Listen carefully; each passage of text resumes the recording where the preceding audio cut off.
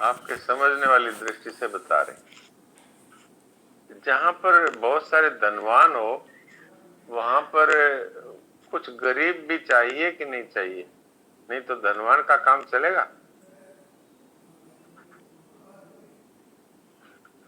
बताइए, कौन अब उनके ये घर तो में पता नहीं, काम करेगा? धनवान भी रहे तो क्या बुराई है, गरीब रहने नहीं की बुरा। क्या अच्छा जरूरत है। अच्छा, ठीक है, तो कल्पना अच्छा। करिए कि एक गांव में केवल धनवान ही धनवान है। अब वहां पर झाड़ू बुहारी कौन करेगा? वहां पर गायों की सेवा करने के लिए आदमी चाहिए तो कौन करेगा? वहां पर ऐसे व्यक्तियों की जरूरत है जो कुछ रिपेयर का कार्य कर दे तो वो कौन करेगा? जहाँ बहुत से जानकार चाहिए वहां पर कोई सुनने वाला भी चाहिए। जहाँ पर अध्यापक ही अध्यापक हो वहां कोई स्टूडेंट भी चाहिए। तो जहां पर बुराई रहती है वहीं पर अच्छाई का हाँ। कुछ महत्व मालूम पड़ता है। तो इसलिए भगवान की सृष्टि में तीनों भाव है। सात्विक भाव है, राजस भाव है, तामस भाव है। ये तीनों भाव है, इसी का नाम संसार है। संसार में तीनों तरह के भाव रहते ही हैं। ये तीनों गुण हैं, ये भी आवश्यक है। अब आप बताइए, सांप की क्या जरूरत थी इस संसार में? फिर भी सांप है कि नहीं? और बाघ की क्या जरूरत वो थी? तो हिरन ही लाइफ हिरन है। साइकिल को बैलेंस करने के लिए ना। हाँ जी जी। तो ये बताने अच्छा। के हाँ। लिए है कि देखो, ये जो झूठ बोलने वाले संतुलन व्यक्ति के लिए। हैं, ये झूठ बोलने वाले व्यक्ति हैं, ये आपको खराब लगते हैं, इसलिए आप सत्य बोलिए। इसलिए रावण है वो भी है, इसलिए कि देख लो, रावण है वो बुरे कार्य करने वाला है, तो अच्छे कार्य करने वालों की महत्ता तभी आती है जब रावण दिखता है, तब दिखता है कि अच्छा ये ऋषि महात्मा ये अच्छे हैं और ये रावण जैसे लोग अच्छे नहीं है। तो ये सृष्टि की विविधता है। लेकिन भगवान कहते हैं ये हूँ सब मैं ही बना हुआ। तो ये सृष्टि की विविधता भी आवश्यक है, इसीलिए ये तीनों हाँ, मतलब गुणों खाली को अच्छाई में नहीं है, बुराई में भी है। नहीं। अच्छा, एक और मैं आपको उदाहरण देता हूँ। आप हाँ। डॉक्टर हैं, सब डॉक्टर ही डॉक्टर हों और मरीज एक भी ना हो तो डॉक्टरों का काम चलेगा?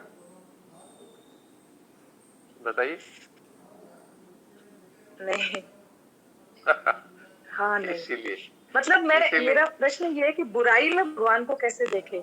अच्छाई में तो नहीं देख रहे हैं, नहीं, बुराई में बुराई भगवान को देख पाना बुराई बड़ा में मुश्किल भगवान, है। हाँ, बुराई में भगवान को देखने का तरीका जो संतों ने बताया है वो ये है कि ये कलयुग, सतयुग, द्वापर युग, त्रेता युग, ये क्यों बने? ये इसलिए बने कि ये जो सभी जितने ये युग हैं, इन सब में ये कलयुग एक ऐसा युग है जिसके अंदर बहुत ज्यादा बुराई आपको दिखेगी। जैसे सतयुग में कम बुराई थी, ज्यादा अच्छाई थी।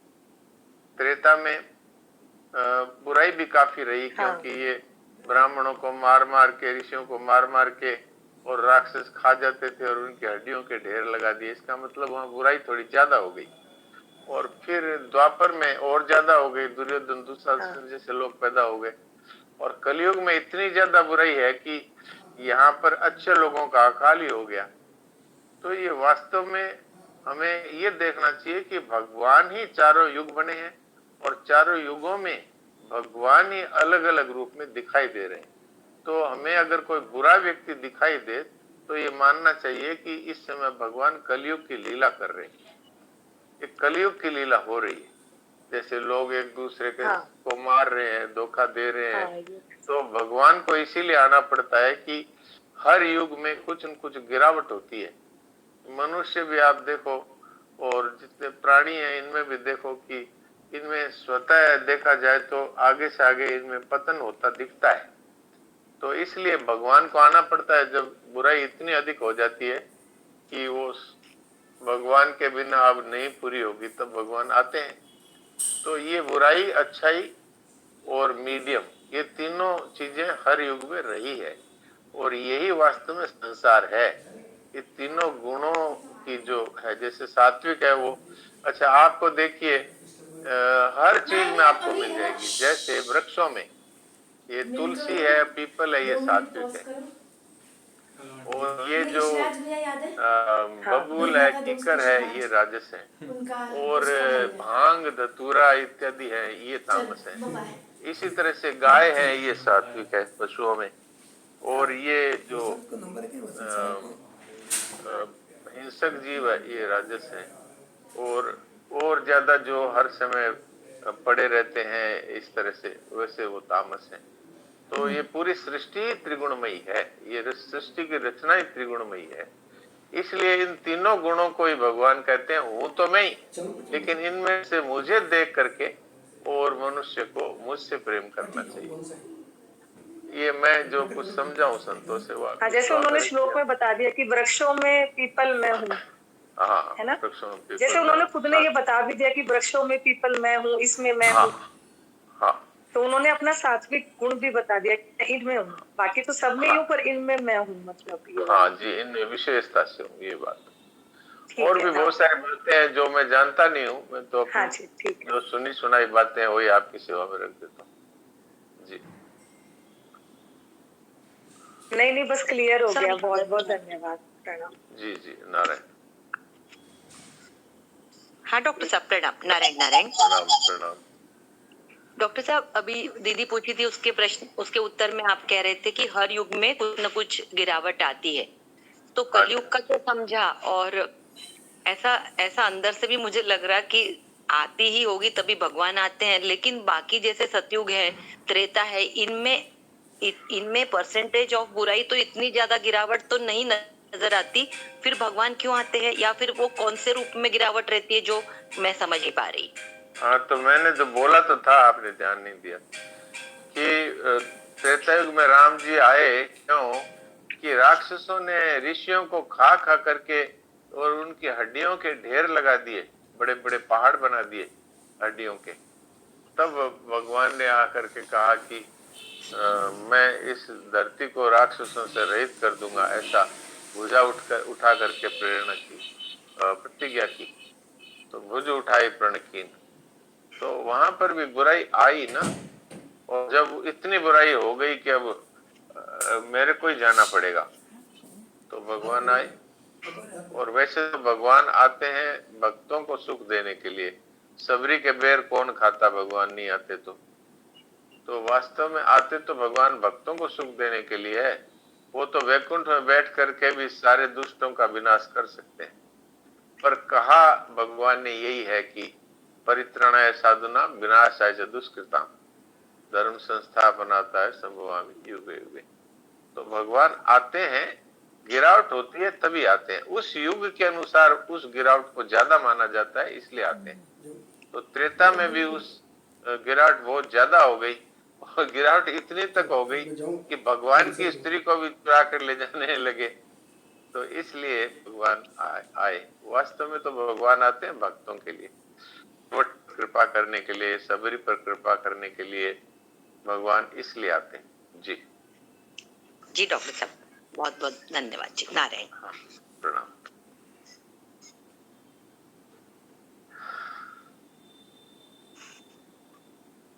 डॉक्टर प्रणाम। प्रणाम। हाँ डॉक्टर साहब, मेरा एक साधारण सा क्वेश्चन है। अपने संसार में मनुष्य किसी में भी वस्तु में, व्यक्ति में कोई विलक्षणता या अलौकिकता देखता है तो उसकी तरफ आकर्षित हो जाता है तुरंत। हाँ जी। इन भगवान में इतनी विलक्षणता है, अलौकिकताएं हैं कि बखान नहीं कर सकते, फिर भी मनुष्य जो है इस संसार की तरफ ही ज्यादा आकर्षित क्यों होता है, भगवान से क्यों नहीं होता? क्योंकि ये शरीर और इंद्रियों को ही अपना और मैं ही ये हूं ऐसा मानता है, तो इसलिए इन इंद्रियों के द्वारा संसार दिखता है। अब उस संसार में आसक्त होता है। अब इससे भगवान तो इन इंद्रियों से दिखते नहीं, तो ये तो अंदर की आंख से भगवान दिखते हैं। जैसे मैंने ये उदाहरण कई बार दिया है कि ऊपर दूर ऊंचाई पर एक हवाई जहाज उड़ता है, तो वो बच्चा उसको देखता है कि एक चील के जितनी सी दिखाई दे रही है, लेकिन हम उसको देख करके ये कहते हैं चील जितनी नहीं है, बहुत बड़ी है, इसमें 100-200 आदमी है। तो हमारे अंदर दो दृष्टियां हुई, एक दृष्टि आंखों वाली दृष्टि है, उससे वो चील जितनी दिखती है, एक दृष्टि हमारे अंदर के देखने की दृष्टि है। तो ऐसे ही जिनके अंदर के देखने की दृष्टि जागृत हो गई वो भगवान की तरफ आकृष्ट हो जाते हैं। लेकिन जो बालक की तरह स्थूल दृष्टि से एक सुंदर स्त्री को देख करके आसक्त हो जाते हैं, उसी को बालक है वो देखता है ये मेरी माँ है, और एक कामुक व्यक्ति उसको युवती की तरह देख करके आकृष्ट होता है, तो वो अभी तक बालक ही है। तो ये बात है, इसलिए आकर्षित। तो मतलब वो जो दिव्य दृष्टि है वो केवल अपने को निस्वार्थ सेवा से ही मिल सकती है। हाँ, निस्वार्थ सेवा से मिल सकती है, ये कर्मयोग है। और वो सत असत के ज्ञान से मिल सकती है, ये ज्ञान योग है। और वो परमात्मा को ही सुन करके और सत्य मान लेने से वही दृष्टि हमें भक्ति पूर्वक मिल सकती है। जी बहुत अच्छा, बहुत सुंदर। जी, प्रणाम। डॉक्टर साहब 519 नंबर पेज में अजय भाई जी ने पढ़ा था टिप्पणी में नीचे, मन से, वाणी से, दृष्टि से तथा अन्य इंद्रियों से जो कुछ शब्दादि विषय ग्रहण किया जाता है ये सब हाँ। नहीं, अतः मेरे सिवाय और कुछ नहीं है। ये सिद्धांत आप विचार पूर्वक शीघ्र समझ ले, अर्थात स्वीकार कर ले, अनुभव कर ले। तो इसमें सारी चीजें थोड़ा और समझा दे पूरा। इसमें तो सारी बात आ गई, सारी बात आ गई। ये भगवान, ये चतुश्लोकी गीता है, उसमें ये बात कहते हैं, मनसा वचसा दृष्टया गृह्यते यद्यपि इंद्रियैहि अहमेव न मत्वन्यत् इति बुद्धत्व मंजसा, इति बुद्धत्व मंजसा। इसको तत्काल ही समझ करके स्वीकार कर ले।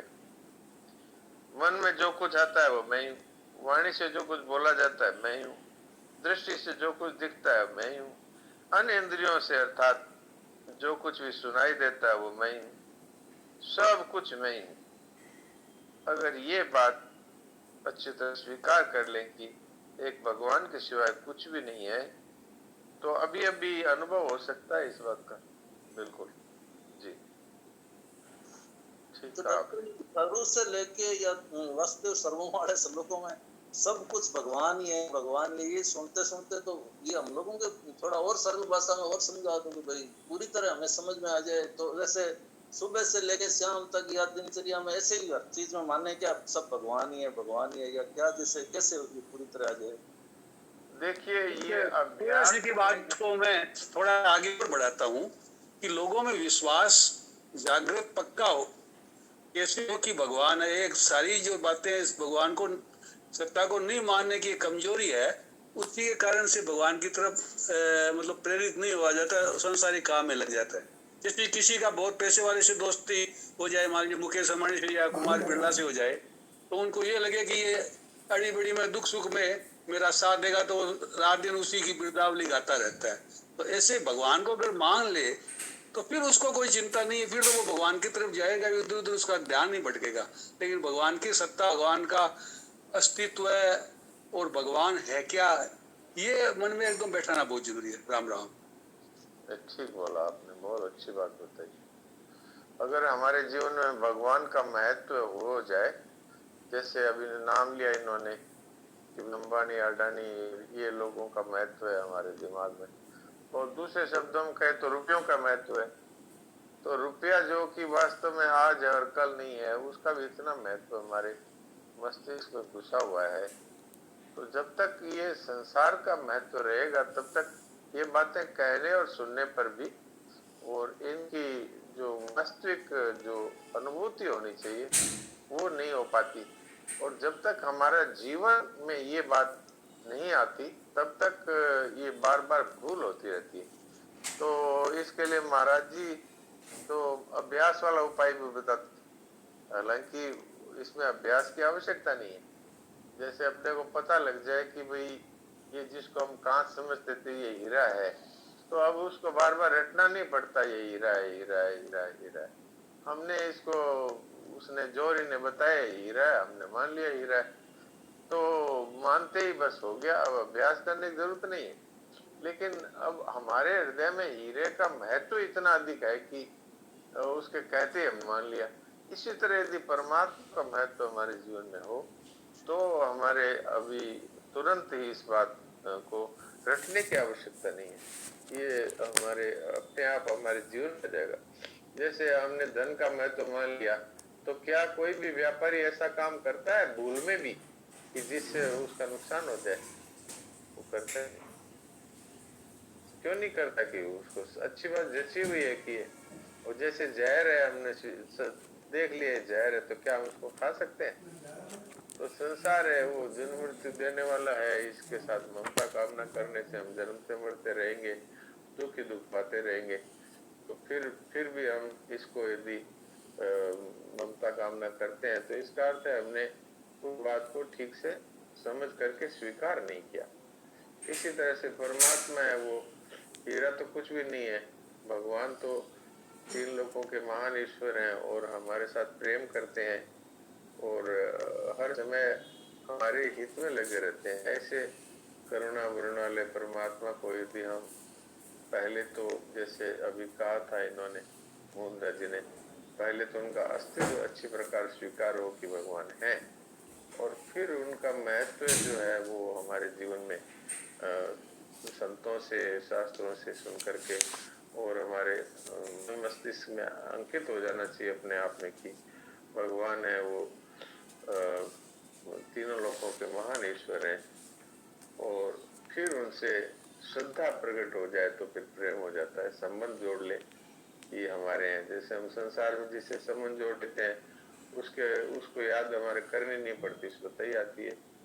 इस तरह से भगवान के साथ संबंध जुड़ जाता है और केवल एक भगवान ही में है। इस तरह मीराबाई ने जो अपनाया वो यदि हम अपना लें तो ये सारी समस्याएं हल हो सकती है। जी हाँ, तो डॉक्टर साहब ये विवेक चक्षु होना बहुत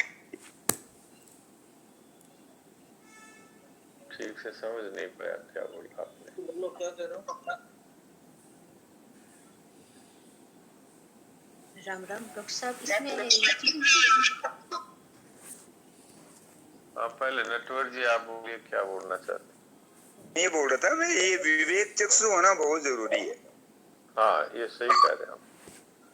ये तो हमें समझ लेना चाहिए कि भाई मूल्यवान क्या है, फिर हमारे लिए कोई कठिनाई नहीं रहेगी।